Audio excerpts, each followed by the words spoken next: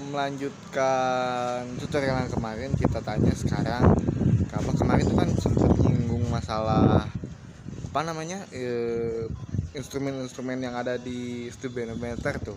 Kan kita tanya apa aja sih sebenarnya fungsi dari icon-icon yang ada di speedometer itu, dan apa aja kendala kalau misalnya beberapa icon itu hidup atau nyala. Oke, langsung kita tanya ke abang di sana tuh. Ya bos.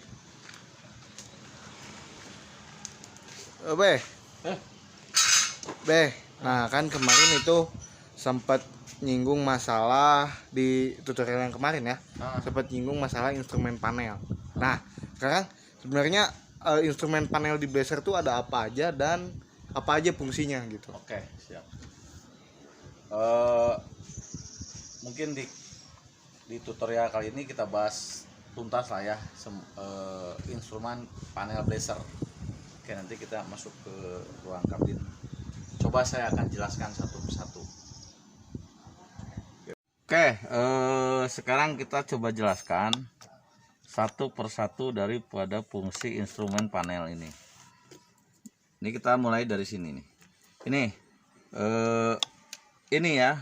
Ini kalau di indikator di panel dashboardnya ini ada indikator untuk aki, ini seat belt, ini check engine, dan ini check gas, gitu kan. Nah, nanti fungsinya kemana kita akan coba bahas. Oke, nah ini yang kiri atas ini temperatur mesin, yang kiri bawah ini untuk tekanan oli. Nah, ini untuk kilometer percepatan, ini RPM-nya, dan yang ini dia penunjuk bensin, dan yang ini untuk aki. Oke. Nah, sekarang kita coba bahas satu persatu shooting trouble yang terjadi di speedometer. Jadi supaya teman-teman tahu pada saat, nah, mulai dari sini ya. Nih, kalau pada saat rekan-rekan berkendara dan ini indikator aki ini menyala, ini indikasinya ada permasalahan di area pengisian. Kalau menyala seperti ini, kemungkinan besar dinamo jalan tidak ngisi atau overcharge, gitu kan. Nah, tandanya seperti apa? Nih, kita lihat di sini. Nih, kalau misalkan dia tidak ngisi pada saat dia jalan, harusnya dia di 14 ini. Di 14, dan dia akan turun terus drastis sampai ke titik merah dan kemungkinan mobil akan mati. Nah, kalau mobil itu overcharge pengisiannya, dia akan naik sampai ke 19. Dan itu teman-teman harus waspadai. Kalau seperti itu cukup berbahaya. Karena apa? Dia terlalu overcharge-nya, aki bisa pecah. Itu mungkin ya yang pertama. Nah, ini untuk KPA oli, ini nih, untuk KPA oli, ini yang mesti kita perhatikan pada saat dia menunjukkan bagus tidak. Jadi kita bisa tahu KPA oli ini sistem kerjanya adalah tergantung putaran mesin. Nah, yang perlu kita pahami pada saat awal start, dia harus lebih dari 250, minimal di 250, maksimalnya di mendekati 500. Nah, pada saat mesin itu panas, dia akan bergerak di stasioner ya. Pada saat stasioner, jarum ini mungkin akan bergerak di 125. Nah, kalau misalkan di stasioner 125, itu dia kondisinya normal kan. Nah, tapi pada saat dia digas, itu minimal 250. Nah, bagaimana melihat kalau switch oli ini rusak? Ini kan berhubungan dengan switch oli. Kalau switch oli ini rusak, dia posisinya akan berada di 500. Di sini ya. Jarum ini akan berada di sini, di 500. Nah, itu. Nah, ini sekarang balik ke check engine ini. Ini check engine ini berfungsi untuk mengontrol semua electrical. Jadi pada saat kita lagi berkendara dan check engine ini menyala, kemungkinan besar ada elektriknya yang bermasalah. Itu ya. tadi. Nah, kalau cek gas ini fungsinya adalah mengontrol sistem pelumasan atau oli dan sistem pendinginan. Jadi kalau dia misalkan dia naik terus sampai akan mendekati merah, cek gasnya pasti akan nyala pada saat jalan. Begitu mungkin ya penjelasan dari instrumen panel yang ada di sini. Oke, nah Bah, kalau misalnya nih Ya. kita lagi jalan mobil, tiba-tiba cek engine-nya tuh nyala, apa yang harus pertama kita lakuin gitu? Oke. Kalau misalkan pada saat berkendara tiba-tiba cek engine itu menyala, gitu kan? Nah, yang paling mesti kita perhatikan adalah kondisi mesinnya. Mesin itu pincang atau tidak, gitu kan? Nah, karena pada saat posisi cek engine hidup itu ada kedua kemungkinan. Bisa terjadi kemungkinan shooting trouble di area pengapian, gitu kan? Nah, kalau misalkan terjadi shooting trouble di area pengapian, mungkin akan ditandai dengan kondisi mesin yang pincang. Dan itu saran saya tidak untuk dilanjutkan mobilnya. Minimal berkonsultasilah dengan teman-teman mekanik yang teman-teman pegang, gitu kan? Nah, kalau misalkan dia cek engine-nya muncul, tapi dia tidak pincang, kemungkinan besar adalah ada salah satu komponen elektrikal yang apa itu bisa copot soketnya, apa itu bisa memang rusak, tapi dalam konsep kondisi mobil itu masih tetap bisa jalan, artinya bisa dipakai sampai rumah atau misalkan sampai bengkel gitu. Nah, makanya kalau hal itu terjadi, yang paling diperhatikan pincang nggak mesinnya. Kalau nggak pincang, masih bisa dipakai, dipergunakan sampai bengkel atau sampai rumah, dan setelah itu berkonsultasilah dengan mekanik masing-masing kan gitu. Bah, kan tadi itu cek engine. Ya, oke. Nah, kalau misalnya cek gas yang nyala itu kendalanya gimana? Oke. Nah, untuk masalah cek gas itu ada beberapa kemungkinan. Pada saat misalkan kita lagi jalan, cek gasnya tiba-tiba nyala, yang mesti teman-teman perhatikan adalah berapa suhunya. Nah, karena kalau pada saat dia mobil lagi jalan cek gasnya nyala, itu kemungkinan besar shooting trouble-nya terjadi di pendinginan.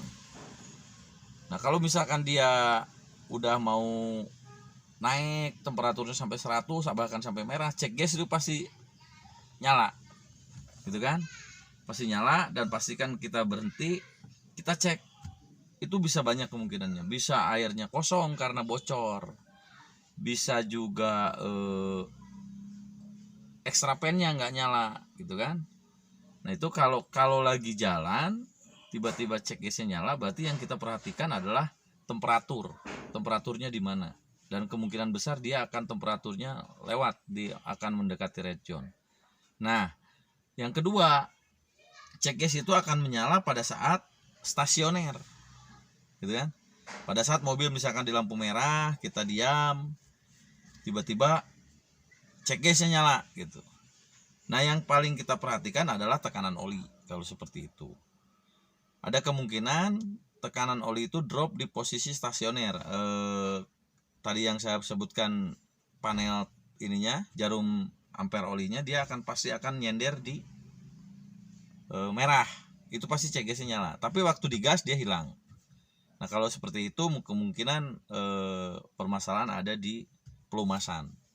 Nah, kalau misalkan terjadi seperti itu, artinya lagi stasioner cek gasnya nyala, langkah awal yang teman-teman lakukan adalah mengecek kondisi metal mobilnya. Jadi mesti kita ingat bahwa tekanan oli itu tergantung dari kerapatan metalnya.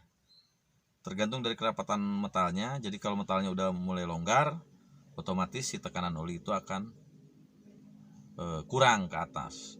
Nah, nanti kalau metalnya bagus, baru kita cek switchnya, baru kita cek pompa olinya. Jadi langkah awalnya tetap periksa metalnya dulu, jangan sampai metal itu memang ada keausan atau apa yang mengakibatkan tekanan oli drop. Satu lagi nih, ini biasanya dialamin sama teman-teman pemula nih, Bang. Nah, jadi kalau misalnya si mobil tuh lagi jalan, kilometernya tuh mati gitu. Jarum kilometer. Jarum Oke, oke. kilometernya mati, tapi pas waktu direm mobil tiba-tiba mati mendadak gitu. Oh, Nah, itu biasanya masalahnya apa?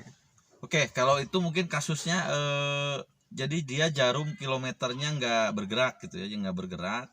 Dan biasanya kalau misalkan lagi jalan, jarum kilometernya nggak bergerak, pas kita turun gas atau ngerem, tiba-tiba mobil mati gitu mungkin kan ya. Iya, iya. Oke, kalau terjadi hal seperti itu kemungkinan besar speed sensor yang bermasalah. Speed sensor yang bermasalah, dia letaknya ada di transmisi. Yang kedua adalah modul speed sensor atau yang kita kenal dengan PWW itu. Dia posisinya ada di atas ECU di sebelah kiri dashboard ya, sebelah kiri di bawah situ. Nah itu kalau misalkan kedua komponen itu rusak, gejala yang timbul adalah jarum kilometer nggak nyala gitu. Itu mungkin ya. Mudah-mudahan penjelasan saya bisa membantu teman-teman untuk memahami instrumen panel yang ada di speedometer, karena pada saat kita memahami instrumen panel di speedometer, fungsi-fungsinya apa, itu akan membantu kita pada saat terjadi shooting trouble dan membantu kita untuk bisa analisa atau misalkan pencegahan supaya tidak terjadi hal-hal yang lebih parah nantinya. Dan jangan lupa kejadian-kejadian itu segeralah berkonsultasi dengan mekanik teman-teman gitu kan. Oke ya, cukup penjelasan dari saya, mudah-mudahan itu bisa membantu teman-teman memahami instrumen panel yang ada di speedometer. Kalau misalkan kurang jelas boleh japri ke WA saya atau ke WA admin atau bisa komen gitu kan. Nah kalau misalkan hal-hal ini atau tutorial ini dianggap penting atau dianggap bermanfaat, teman-teman boleh bantu share channel kita supaya lebih berkembang dan supaya lebih banyak teman-teman yang mendapatkan manfaatnya. Oke, segitu dulu ya penjelasan dari kita tentang instrumen panel. Jangan lupa like, share, dan subscribe. Semoga teman-teman tetap sehat, tetap semangat merawat blazernya, tetap diberikan rezeki yang melimpah. Oke, salam Padepokan DS Custom.